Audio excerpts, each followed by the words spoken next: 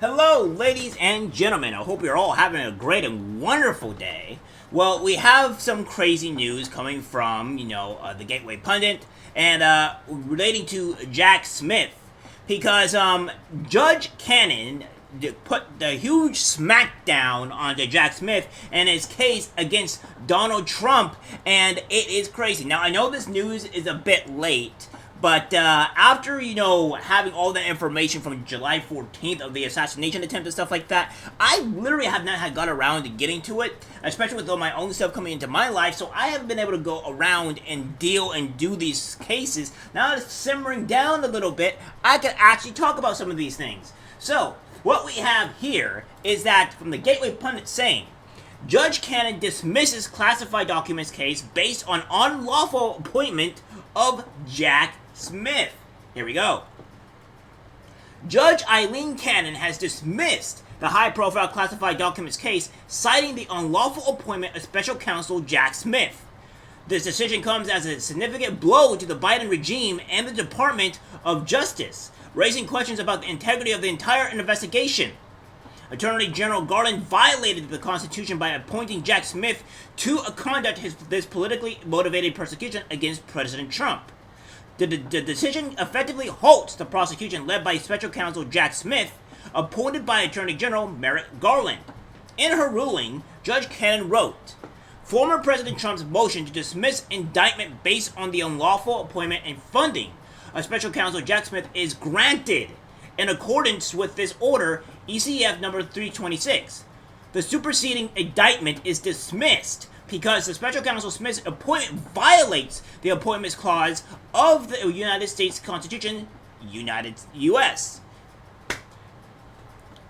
Art 112C12 Special Counsel with Smith's use of a permanent indefinite appropriation also violates the Appropriations Clause.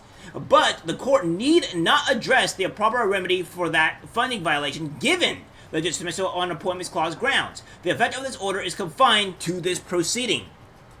So that is huge, guys. So essentially what they're saying is that you guys violated the amendments of everything that's going on here and the Constitution. So you can't even have this case available, right? You can't put this case available. It's gonna have to go to the Supreme Court, and you're gonna have to deal with this because obviously you're a huge violation of this. And this story actually explains why. It says the court found that Jack Smith's appointment did not adhere to the Appointments Clause, which requires that principal officers of the United States be appointed by the President and confirmed by the Senate. The Special Counsel's use of a permanent indefinite appropriation was also deemed a violation of the Appropriations Clause, although the court did not address the remedy for this funding violation given the dismissal on Appointments Clause grounds. The case, which stemmed from a grand jury indictment on June 8, 2023, charged Trump with 31 counts of willful retention of national defense information and additional conspiracy and concealment charges against Trump and his co-defendants. Waltin, Nada, and Carlos de Oliveira, the indictment was later expanded to 42 charges in a superseding indictment. President Trump previously filed a motion to dismiss Jack Smith's classified documents charges based on the unlawful appointment and funding of special counsel. Day 1 of the expanded evidentiary hearing was held last month. So, yeah, that is what's going on here.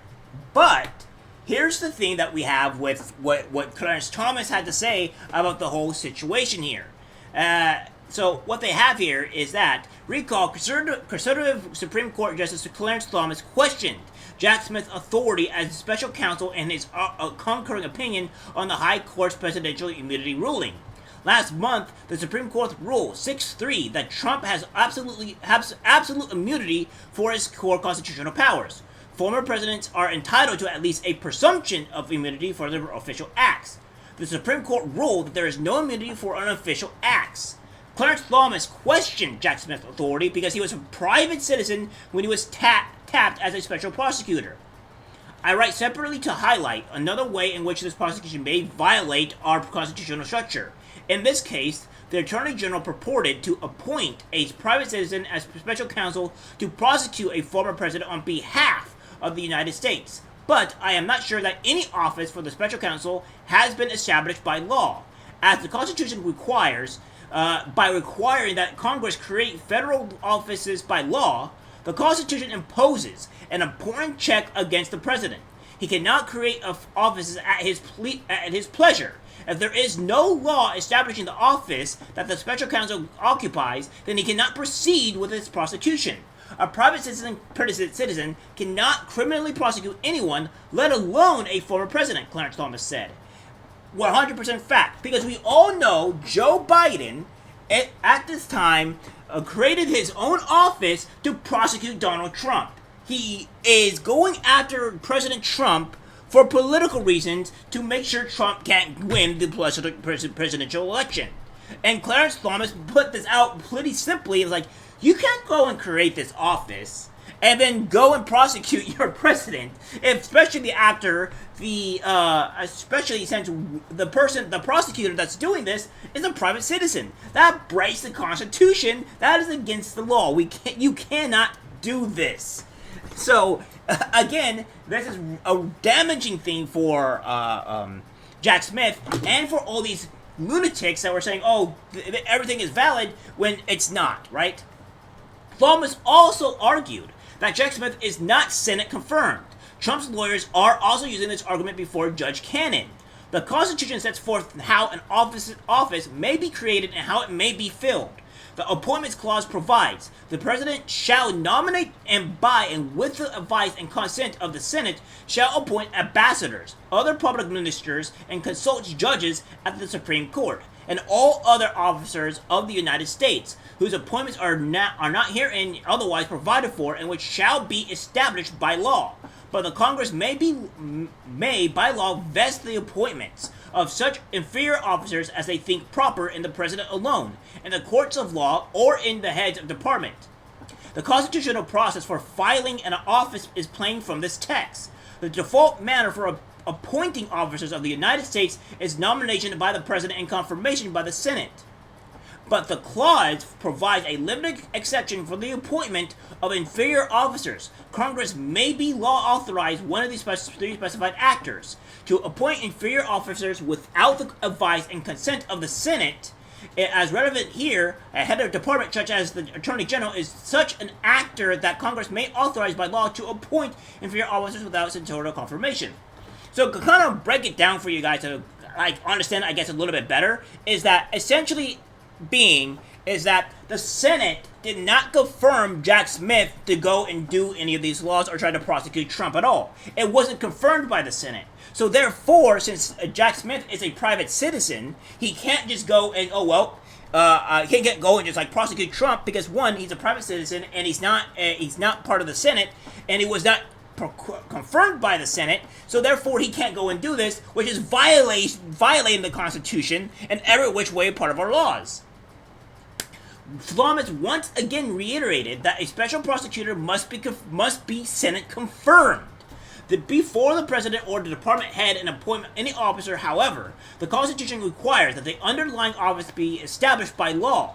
The Constitution itself creates some offices, most obviously that of the President and Vice President. Although the Constitution contemplates that there will be other officers of the United States whose appointments are not herein otherwise provided for, it clearly requires that those offices shall be established by law. And established by law refers to an office that Congress creates by statute. In her detailed opinion, Judge Cannon emphasized the importance of the separation of powers and the role of Congress in the appointment process. She highlighted that none of the statutes cited by the special counsel 509, 510, 515, and 533 provided the Attorney General with the authority to appoint a special counsel with the full powers of a United States attorney. The Appointments Clause is a critical constitutional restriction stemming from the separation of powers, and it gives to Congress a considered role in determining the propriety of vesting appointment power for inferior officers. The special counsel's position effectively usurps that important legislative authority, transferring to a head of the department, and in the process threatening the structural liberty inherent of the separation of powers, she added. Yes, so Biden created this separate office and appointed Jack Smith, didn't go through the proper procedures, didn't provided a person that was not agreed upon by the Senate, was not that was not an actual Senate himself. So therefore, he violated all these powers and went and bypassed the 3 legislative authority powers, which is a huge violation of the law. This is the reason why we have a problem here with this case. So obviously, she did a good job by dismissing this case because it violated every single possible law known to man. And again, I would say that Biden has a serious problem, and he has to face the news of, like, how many times did you violate the law here, because this doesn't look great at all, and it's a huge problem. Well, nonetheless, Jack Smith's case is dismissed, and Trump will not have to go and worry about this anymore, because it won't, by the time he becomes president, he'll just smack it down anyways. So, there you have it. Jack Smith's case is done, and it's looking to be a W after W for Donald J. Trump. Alright guys, that's it for the video. Like, subscribe, share. As always, take care, my friends. I'm disgusted by what I see in public. Even people closest to us can't be trusted. This is algorithmic disease, the social media.